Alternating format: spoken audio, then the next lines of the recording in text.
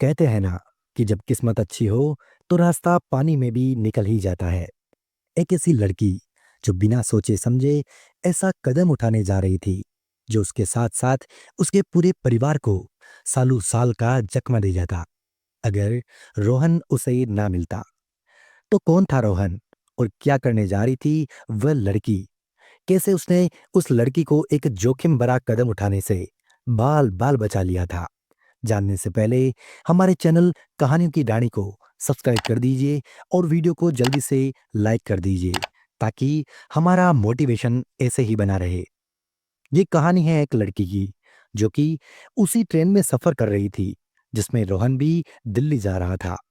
वह लड़की रोहन के ठीक सामने बैठी हुई थी।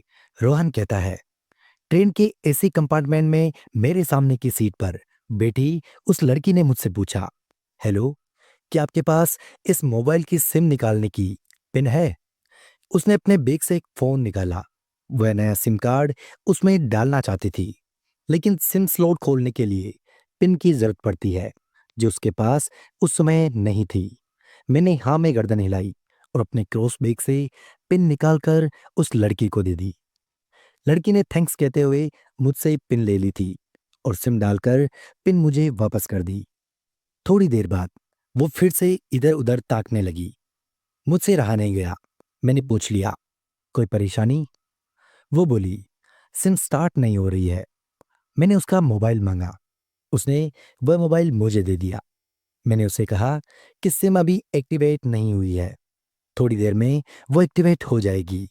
एक्टिवेट होने के बाद आईडी वेरिफिकेशन होगा, उसके बाद आप इसे इस्तेमाल कर सकेंगी। लड़की ने पूछा, आईडी वेरिफिकेशन क्यों?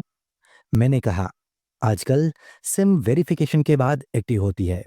जिस नाम से ये सिम उठाई गई है उसका ब्यौरा पूछा जाएगा, ये तुम बता देना। लड़की थोड़ी सी बुदबुदाई।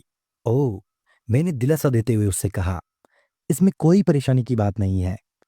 वो अपने एक हाथ से दूसरा हाथ दबाती जा रही थी मानो किसी परेशानी में हो। मैंने फिर उससे विनम्रतापूर्वक पूछ लिया, आपको कहीं कॉल करना हो तो मेरा मोबाइल इस्तेमाल कर सकती हो? लड़की ने कहा, जी फिलहाल नहीं, थैंक्स, लेकिन ये सिम किस नाम से खरीदी गई है मुझे नहीं पता। मैंने कहा, एक बार एक्टिव होने दीजिए, जिसने आपको सिम दी है उसी के नाम की होगी। उसने कहा, ओके, कोशिश करते हैं। फिर मैंने वापस पूछ लिया, आपका स्टेशन कहाँ है? लड़की ने कहा, दिल्ली। और आप? लड़की ने मुझसे पूछा। मैंने कहा, दिल्ली ही जा रहा हूं, एक दिन का काम है। आप दिल्ली में रहती हो क्या? लड़की बोली, नहीं नहीं, दिल्ली में कोई काम नहीं, ना ही मेरा घर है वहां। तो वो बोली, दरअसल ये दूसरी ट्रेन है जिसमें आज मैं हूं और दिल्ली से तीसरी गाड़ी पकड़नी है, फिर हमेशा के लिए आजाद। आजाद शब्द सुनते ही मेरा दिमाग कौंध गया। मुझे फिर जिज्ञासा हुई, किस कैद में थी ये कमसिन अलहड़ सी लड़की? लड़की बोली, उसी कैद में थी जिसमें हर लड़की होती है, जहां घर वाले कहे शादी कर लो, जब जैसा कहे वैसा करो। मैं घर से भाग चुकी हूं। मुझे थोड़ा सा ताजुब हुआ, मगर अपने ताजुब को छुपाते हुए मैंने हंसते हुए पूछा, अकेली भाग रही हैं क्या आप? आपके साथ कोई नजर नहीं आ रहा? वो बोली, अकेली नहीं, साथ में है कोई। मेरा प्रश्न वापस था उससे कि ऐसा कौन है आपके साथ?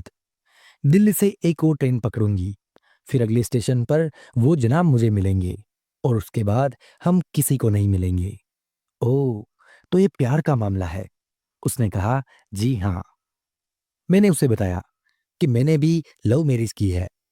ये बात सुनकर वो बहुत खुश हुई और बोली, वाओ, कैसे और कब? लव मैरिज की बात सुनकर वो मुझसे बात करने में रुचि लेने लगी। मैंने कहा, कब, कैसे, कहाँ, वो बाद में बताऊंगा, पहले आप ये बताओ कि आपके घर में कौन कौन है? उसने होशियारी बरतते हुए कहा, वो मैं आपको क्यों बताऊं? मेरे घर में कोई भी हो सकता है, मेरे पापा, माँ, भाई, बहन या और कोई भी। भाई ना हो, सिर्फ बहनें हो, या हो भी सकता है कि बहनें ना हो और दो चार गुस्सा करने वाले बड़े भाई हो। मतलब मैं आपका नाम भी नहीं पूछ सकता क्या? मैंने उसे काउंटर मारा। वो बोली, कुछ भी नाम हो सकता है। बहुत बातूनी लड़की लग रही थी वो। थोड़ी इधर उधर की बातें करने के बाद उसने मुझे टॉफी दी, जैसे छोटे बच्चे को देते हैं। बोली, आज मेरा बर्थडे है।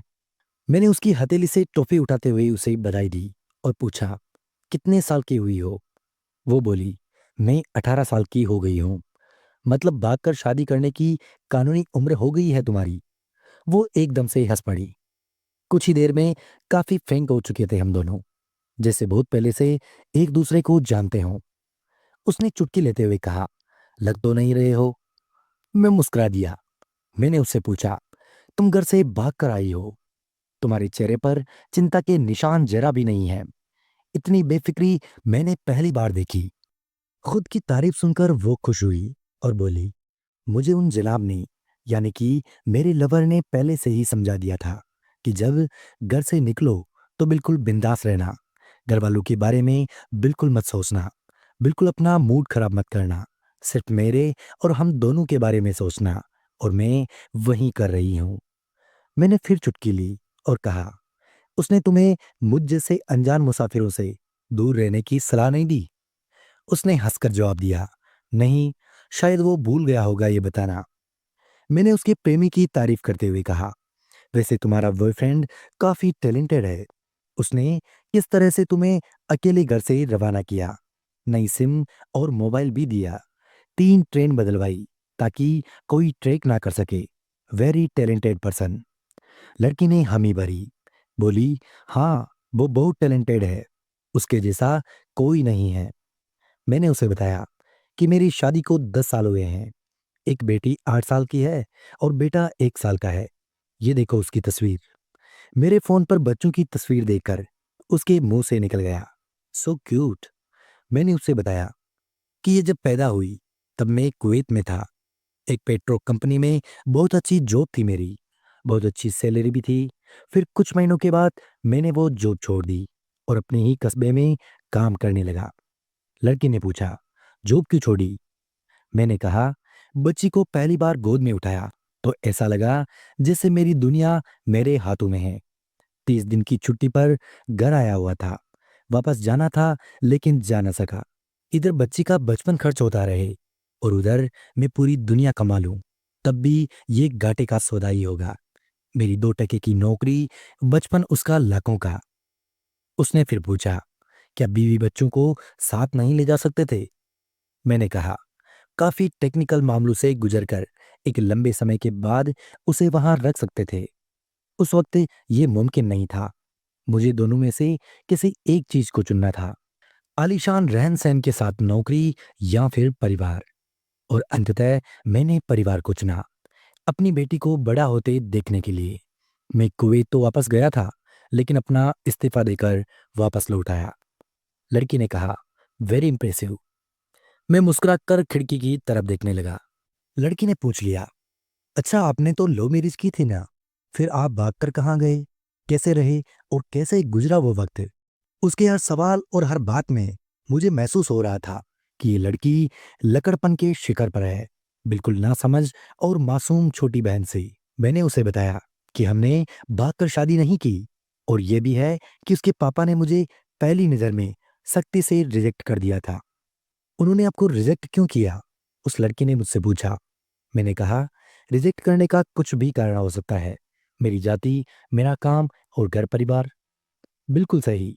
लड़की ने भी सहमति दर्ज कराई और आगे पूछा, फिर आपने क्या किया? मैंने कहा, मैंने कुछ नहीं किया। उसके पिता ने रिजेक्ट कर दिया। वहीं से मैंने अपने बारे में अलग से सोचना शुरू कर दिया था। खुशबू ने मुझसे कहा कि भाग चलते हैं। मेरी वाइफ का नाम खुशबू है। मैंने दो टूक मना कर दिया। वो 2 दिन तक लगातार जोर देती रही कि भाग चलते हैं, लेकिन मैं मना करता रहा। मैंने उसे समझाया कि भागने वाले जोड़े में लड़के की इज्जत पर कोई खास फर्क नहीं पड़ता, लेकिन लड़की के पूरे कुल की इज्जत धूल मिट्टी में मिल जाती है। भगाने वाला लड़का उसके दोस्तों में हीरो माना जाता है, लेकिन इसके विपरीत जो लड़की प्रेमी संग भाग रही है वो उल्टा कहलाती है। मोहल्ले के लड़के उसे चालू कहते हैं। बुराइयों के तमाम शब्दकोश लड़की के लिए इस्तेमाल किए जाते हैं। भागने वाली लड़की आगे चलकर 60 साल की विधवा भी हो जाएगी, तब भी जवानी में किए गए उसके कांड का कलंक उसके माथे पर से नहीं मिटता। मैं मानता हूं कि लड़का लड़की को तोलने का ये दोहरा मापदंड गलत है, लेकिन हमारे समाज में है तो यही ना। ये नजरिया गलत है, मगर सामाजिक नजरिया तो अभी के समय यही कहता है। वो अपने नीचे का होठ दांतों तले पीसने लगी। उसने पानी की बोतल का ढक्कन खोलकर एक घूंट पी लिया। मैंने कहा, अगर मैं उस दिन उसे भगा ले जाता तो उसकी माँ तो शायद कई दिनों तक पानी भी ना पी पाती। इसलिए मेरी हिम्मत ना हुई कि मैं ऐसा काम करूं। मैं जिससे प्रेम करूं उसके माँ बाप मेरे माँ बाप के समान ही तो है, चाहे शादी ना हो तो ना हो। कुछ पल के लिए वो सोच में पड़ गई, लेकिन मेरे बारे में और अधिक जानना चाहती थी। उसने पूछा, फिर आपकी शादी कैसे हुई? मैंने बताया कि खुशबू की सगाई कहीं और कर दी गई थी। धीरे धीरे सब कुछ नॉर्मल होने लगा था। खुशबू और उसके मंगेतर की बातें भी होने लगी थी फोन पर। लेकिन जैसे जैसे शादी नजदीक आने लगी, उन लोगों की डिमांड बढ़ने लगी थी। लड़की ने पूछा, डिमांड मतलब? डिमांड का एक ही मतलब होता है, दहेज की डिमांड। परिवार में सबको सोने से बने तोहफे दो, दूल्हे को लग्जरी कार चाहिए, सास और ननद को नेकलेस दो, वगैरह वगैरह। बोले, हमारे यहाँ रीत है। लड़का भी इसी रीत की अदायगी का पक्षधर भी था। वो सगाई मैंने तुड़वा डाली, इसलिए नहीं कि सिर्फ मेरी शादी उससे हो जाए, बल्कि ऐसे लालची लोगों में खुशबू कभी खुश नहीं रह पाती, और ना ही उसका परिवार। फिर किसी तरह घर वालों को समझा बुझाकर मैं फ्रंट पर आ गया और हमारी शादी हो गई। ये सब किस्मत की ही बात थी। लड़की बोली, चलो अच्छा हुआ आप मिल गए, वरना वो गलत लोगों में फंस जाती। मैंने कहा, जरूरी नहीं कि माता पिता का फैसला हमेशा सही हो, और ये भी जरूरी नहीं कि प्रेमी जोड़ी की पसंद वो भी हमेशा सही हो। दोनों में से कोई भी गलत या सही हो सकता है। काम की बात यहाँ यह है कि कौन ज्यादा वफादार है। लड़की ने फिर से पानी का घूंट पिया, और मैंने भी। लड़की ने तर्क दिया कि हमारा फैसला गलत हो जाए तो कोई बात नहीं, उन्हें ग्लानि नहीं होनी चाहिए। मैंने कहा, फैसला ऐसा हो जो दोनों का हो, बच्चों और माता पिता दोनों की सहमति, वो सबसे सही है। बुरा मत मानना, मैं कहना चाहूंगा कि तुम्हारा फैसला तुम दोनों का है, जिसमें तुम्हारे पेरेंट्स शामिल नहीं हैं, और ना ही तुम्हें इश्क का असली मतलब पता है। उसने मुझसे पूछा कि क्या है इश्क का सही अर्थ। मैंने कहा, तुम इश्क में हो, तुम अपना सब कुछ छोड़कर चली आई, ये सच्चा इश्क है। तुमने दिमाग पर जोर नहीं दिया, ये इश्क है। फायदा नुकसान नहीं सोचा, ये इश्क है। तुम्हारा दिमाग दुनियादारी के फितूर से बिल्कुल खाली था, और उस खाली जगह में इश्क का फितूर भर दिया गया है। जिन जनाब ने इश्क को भरा, वो इश्क में नहीं है। यानी तुम जिसके साथ जा रही हो, वो इश्क में नहीं है, बल्कि होशियारी और हीरोगिरी में है। जो इश्क में होता है, वो इतनी प्लानिंग कर ही नहीं पाता, 3 ट्रेनें नहीं बदलवा पाता, उसका दिमाग इतना काम कर ही नहीं पाता। कोई कहे मैं आशिक हूं और वो शातिर भी हो, ये नामुमकिन है। मजनू इश्क में पागल हो गया था। लोग पत्थर मारते थे उसे। इश्क में उसकी पहचान तक मिट गई। उसे दुनिया मजनू के नाम से जानने लगी, जबकि उसका असली नाम केस था, जो नहीं इस्तेमाल किया जा सकता था। वो शातिर होता तो केस से मजनू नहीं बन पाता। फरहाद ने शीरी के लिए पहाड़ों को खोदकर नहर निकाल डाली थी, और उसी नहर में उसका लहू बहा था। वो इश्क था। इश्क में कोई फकीर हो गया और कोई जोगी हो गया। किसी मांझी ने पहाड़ तोड़कर रास्ता निकाल लिया, और किसी ने अतिरिक्त दिमाग नहीं लगाया, और कोई भी चालाकी नहीं की। लालच, हवस और हासिल करने का नाम इश्क नहीं है।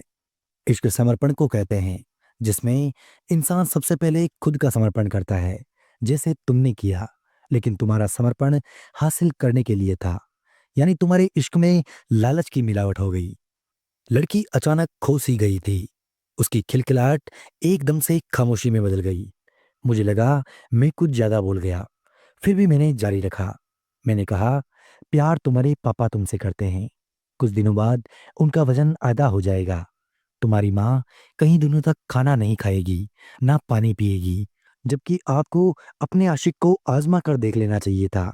ना तो उसकी सेहत पर फर्क पड़ता और ना ही उसके दिमाग पर। वो अक्लमंद है। वो अपने लिए अच्छा जरूर सोच लेता।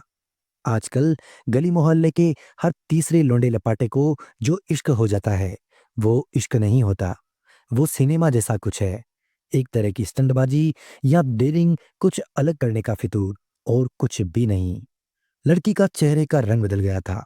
ऐसा लग रहा था वो अब यहाँ नहीं है। उसका दिमाग किसी अतीत में टहलने लगा था। मैं अपने फोन को स्क्रॉल करने लगा, लेकिन मन की इंद्री बस उसकी तरफ ही थी। थोड़ी देर में उसका और मेरा स्टेशन आ गया। बात कहाँ से निकली थी और कहाँ पहुंच गई। उसके मोबाइल पर मैसेज टोन बजी और देखा तो सिम एक्टिवेट हो चुकी थी। उसने चुपचाप बैग में से आगे का टिकट निकाला और उसे फाड़ दिया। मुझे कहा, एक कॉल करना है। मैंने मोबाइल दे दिया। उसने नंबर डायल करके कहा, सॉरी पापा, और सिसक सिसक कर रोने लगी। सामने से पिता भी फोन पर बेटी को संभालने की कोशिश करने लगे। उसने कहा, पिताजी, आप बिल्कुल चिंता मत करिए, मैं घर आ रही हूँ। दोनों तरफ से भावनाओं का सागर उमड़ पड़ा। हम ट्रेन से उतरे। उसने फिर से पिन मांगी। मैंने पिन दे दी और उसने मोबाइल से सिम निकालकर उसे तोड़ दिया और पिन मुझे वापस कर दी। अगर आपको ये कहानी पसंद आई हो तो चैनल को सब्सक्राइब कीजिए और वीडियो को लाइक और शेयर करना बिल्कुल ना भूलिएगा। धन्यवाद।